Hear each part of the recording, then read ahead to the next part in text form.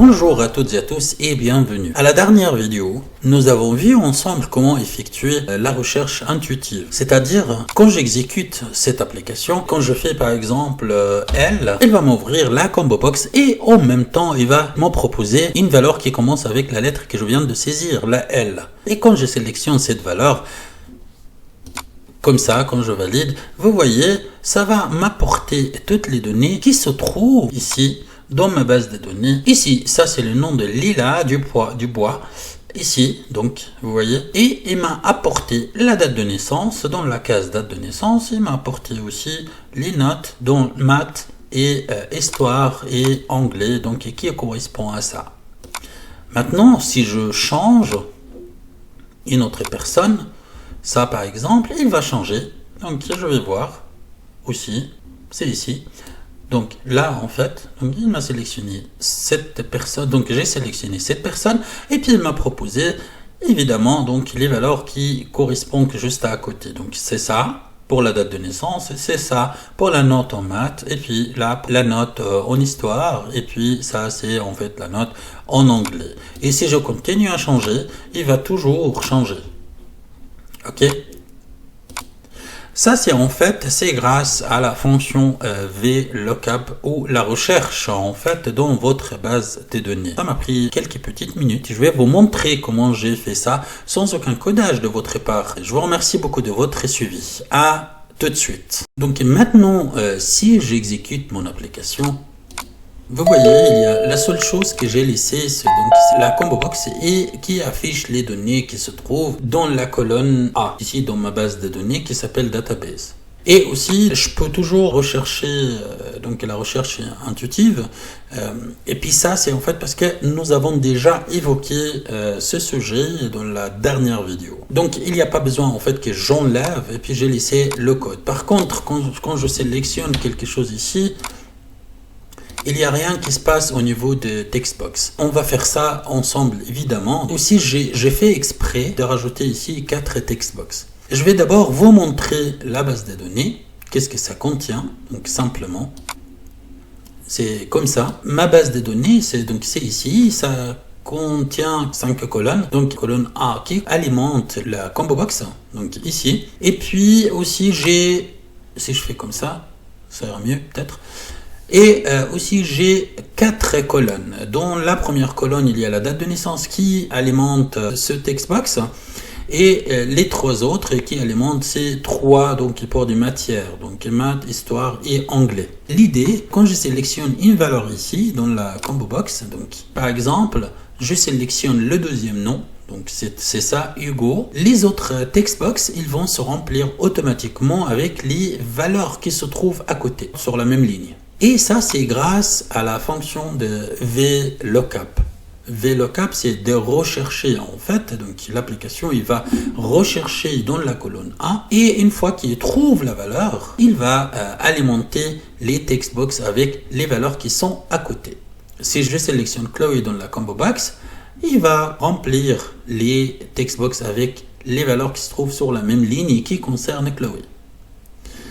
Comment j'ai fait ça? On va voir ensemble comment faire, sans aucun codage comme d'habitude de votre part, mais seulement à l'aide de VBAWriter.ch. Donc c'est ça, VBAWriter.ch, le générateur de code que nous avons conçu pour vous simplifier la vie dans le codage. Vous n'avez plus besoin de connaître la programmation qui est difficile pour certains, pour concevoir votre propre application qui correspond à vos besoins ou qui vous sert dans votre travail ou vos études ou votre association, etc. Donc ça, c'est notre objectif, en fait, d'aider les gens à fabriquer leurs outils informatiques sans limite et sans aucune connaissance préalable de codage. Comme je travaille dans un user form, évidemment, dans mon application, ça c'est un user form ou un formulaire, je vais directement aller dans user form. Et évidemment, ce qui est concerné par là, en fait, c'est la sélection dans la combo box. Je vais aller dans combo box. L'option, il est juste là, en fait, c'est l'on sélection dans combo box, remplir les text box. La vidéo sera activée une fois qu'il est en ligne, en fait mise en ligne sur YouTube. Pour ceux qui nous regardent pour la première fois, il s'agit d'un concept très simple. Donc dans VBA-Writer.ch, donc il s'agit des cases. Chaque fois, vous remplissez en fait ces cases. Vous remplissez les cases. Une fois depuis votre application, une fois que tout est rempli, vous cliquez sur obtenir le code, ce bouton là, chaque fois. Votre code va s'afficher directement dans ce cadre-là. Vous cliquez sur copier le code.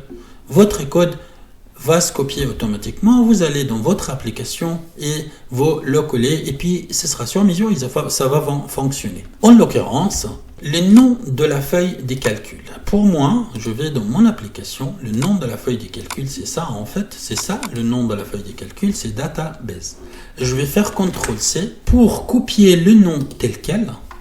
Et je vais dans VBA-Writer.ch et je vais faire CTRL-V pour coller le nom de ma feuille de calcul aux bases de données. Maintenant, il y a une plage de recherche.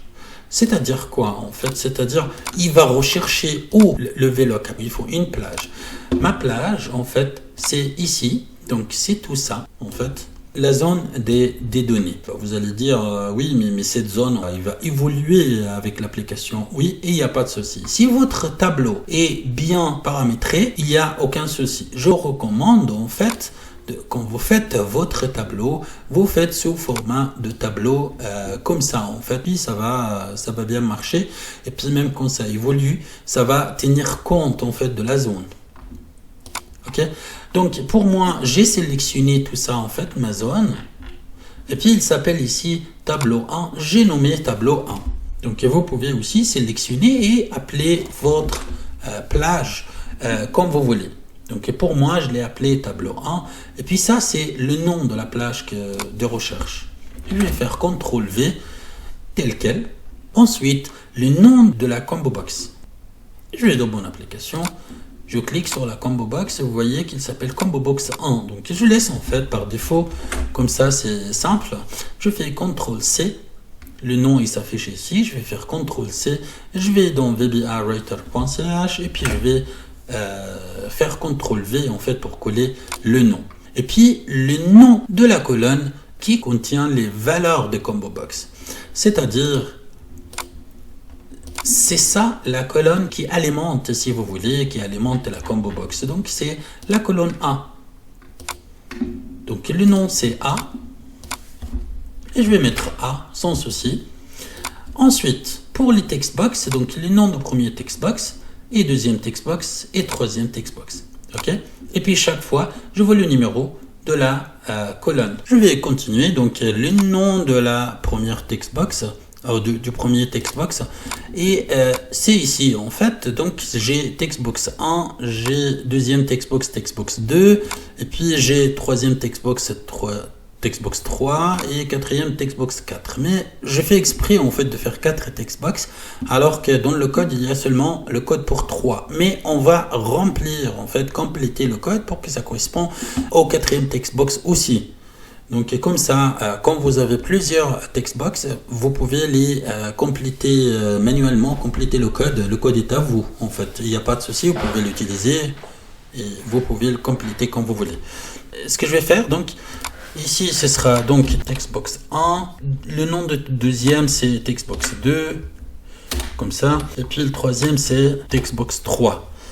Et puis le numéro de la colonne qui contient la valeur qui alimente ce textbox 1. Donc là vous voyez en fait 1 donc pour la combo box, donc ça c'est on a terminé. Et puis pour les 4 textbox est alimenté, le numéro de la colonne qui alimente textbox 1 c'est ça, colonne 2. Et puis textbox 2 c'est la colonne 3, textbox 3 c'est la colonne 4 et textbox 4 la colonne 5. Ce que je vais faire, je vais renseigner ces champs, donc le numéro de la colonne qui alimente textbox 1, de la valeur de textbox 1, donc c'est la colonne 2, et puis là ce sera la colonne 3, et là c'est la colonne 4. Jusqu'à là, j'ai alimenté juste pour, en fait, j'ai tout rempli pour 3 textbox uniquement, mais je vais compléter pour le quatrième. Ok?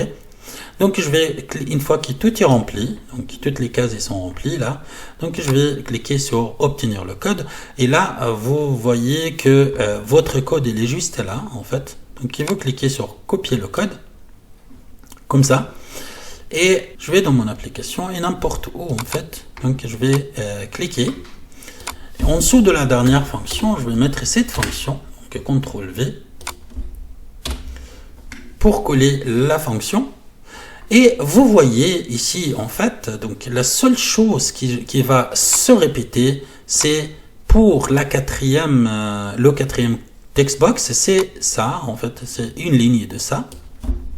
CTRL-C pour que ça corresponde en fait à la dernière ligne. Donc ce sera la même chose et puis ce sera textbox 4 hein, parce qu'on a dit que c'était textbox 4. Et là, il n'y a rien qui change. Là, le nom de database, donc base de données, c'est la même chose. Tableau 1, c'est toujours pareil. Et puis là, ce sera la colonne numéro 5 en fait, la cinquième colonne. Et puis quand c'est 0, c'est à l'identique. En fait, pas ça ressemble. Je vais enregistrer. Et puis, je vais fermer ça pour revenir en arrière. Et puis maintenant, il me faut de poser toujours la question. Comme ça, je veux que cette fonction soit exécutée. Il y en a qui disent, en fait, en cas de changement, donc si je change dans la combo box, ça va remplir avec chaque changement. On va faire ça. Et puis, je vais vous proposer autre chose. Et puis, on va voir qu'est-ce que vous préférez. Je vais vous dire pourquoi, en fait, j'ai choisi ça. Donc, on va faire l'exécution. Donc, c'est ici. Je vais juste copier le nom de la fonction. CTRL-C, le nom uniquement. J'enregistre. Et maintenant, je vais cliquer sur la combo box. Vous voyez que c'est la combo box change. Donc, une fois la combo box change, je vais mettre call et puis l'appel de la fonction. Je vais enregistrer et puis je vais exécuter. Là, vous voyez en arrière-plan, en fait, ce que je vais faire, je vais sélectionner directement. Donc, je vais sélectionner par exemple celle-ci, Alicia, et je vais sélectionner Alicia. Et là, vous voyez en fait que les données, ils sont là. Évidemment, pour le format date, ça ne maintient pas format date. Ce qu'on va faire, on va alimenter ça aussi. Mais en fait, laissons tomber, c'est pas grave pour le format. C'est pas notre sujet. C'est juste pour vous montrer que ça correspond, en fait, la recherche a fonctionné. Donc, il me donne la date. Donc, oublions la date ici parce qu'on doit ajuster le format. Et là, en fait, donc il m'a donné les maths 11 et 30 et 58 pour l'anglais.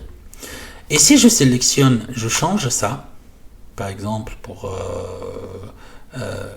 Chloé, il va faire la même chose, mais il va me donner les données qui correspondent à Chloé. Il est où Chloé? Il est là. Donc c'est ici 24, 42 et 75. Et si je change encore une fois,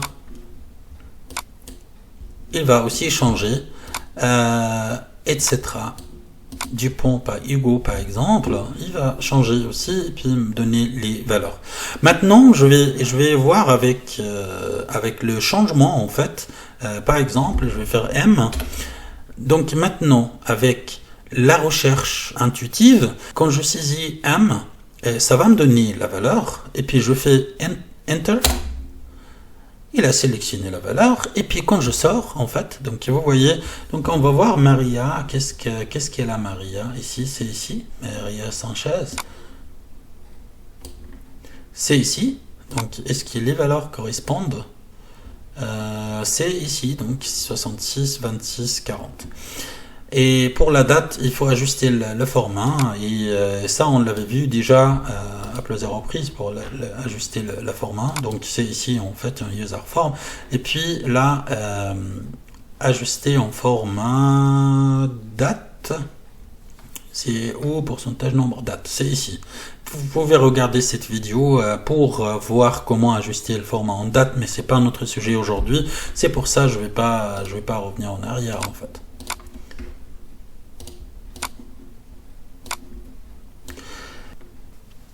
Quand je sélectionne autre chose, donc ça va continuer en fait à alimenter les textbox en fonction. Maintenant, si je fais H par exemple pour Hugo et puis je fais Enter. Il me choisit une autre chose. Si je fais E, ça va me donner ça par exemple, donc Ethan.